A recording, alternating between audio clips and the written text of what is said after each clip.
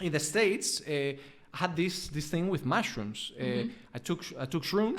I took mushrooms. I was just hanging out with some American friends. Just hanging out, guys. Hanging out with my shroom buddies, right?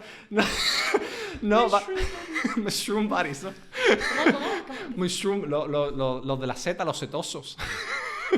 Los que tomaban setas. Sí, pero ¿cómo la llamó? Shroom buddies. Shroom buddies, like friends. Like friends. Like buddies, yeah. I don't know, I just made it up. It's not a real thing. Okay.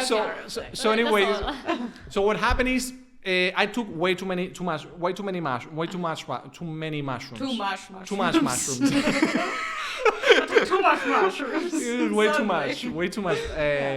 Because I was really stressed. I was a teacher there, a middle school teacher for teenagers. Yeah. Again, terrible health. Exactly. Taking mushrooms, not good. So I was trying to compensate with my stress. Okay, I'm just gonna relax, have my mushrooms, and hang out with my American friends.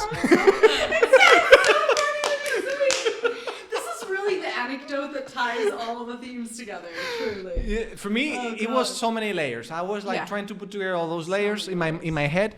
So what happened is I went crazy because I wanted to feel free. You know what happened? I started running. I got myself in my underwear. And I started running away from my friends. Right.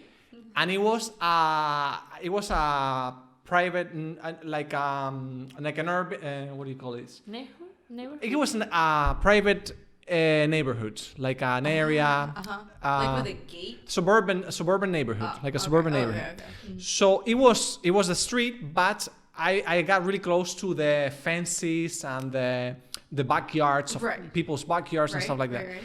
But I was in my underwear. Maybe it was like, I don't know, 2:00 at night. Singing, my friends told me that I started hugging trees and saying, "Oh, I love everybody." This kind of thing. I had this kind of trip. Yeah. So I didn't do anything wrong, but apparently one of the neighbors called the police. Yeah. Obviously I was maybe screaming and in my underwear at 2:00 at night. Exactly. So that was kind of wrong. So somebody called the police. Police came. Yeah. And they told me to stop doing what I was doing. So I wouldn't stop. I freaked out. And apparently they started kicking me. Apparently they kicked me. I don't remember too much, but I remember that they kicked me and put me on the floor. So they had to take me to the hospital. They didn't take me to jail or anything. They just took me because they could see that I was on mushrooms. Right. But they put handcuffs on me. And you know what I did? I thought I could break them. Yeah. I could break the handcuffs. Of course, I couldn't. Yeah. So I started really pushing really hard. You know what happened? I didn't break my wrists, but because of the effort. Yeah. I bent my wrist up to like a point where it took me like a month to put it back, like to get my wrist back together, like my regular movements. Right. I couldn't do this. Up to the point where I had to drive. With your knees. I had to drive. No. I had to drive to school like this. Oh no! Can you think of myself driving to the middle school? Right. Imagine the kids. Right. 14, 15, 16 years old. Why is he driving? Oh, here's the history teacher. Yeah. Of course, I realized I just did that for one day because when I realized that my hands were gonna stick like that, I just said, "Listen, I'm gonna get 2 weeks vacation." I had to take 2 weeks vacation because imagine the kids, all the kids laughing. The children. All right, kids, today we're gonna be talking about the manifest destiny in the United States. You know? You could have just worn like mittens or something. Yeah, I don't know. To be less suspicious. I don't know what I literally wanted to kill myself at that point. It was too much. It was too much. Wow.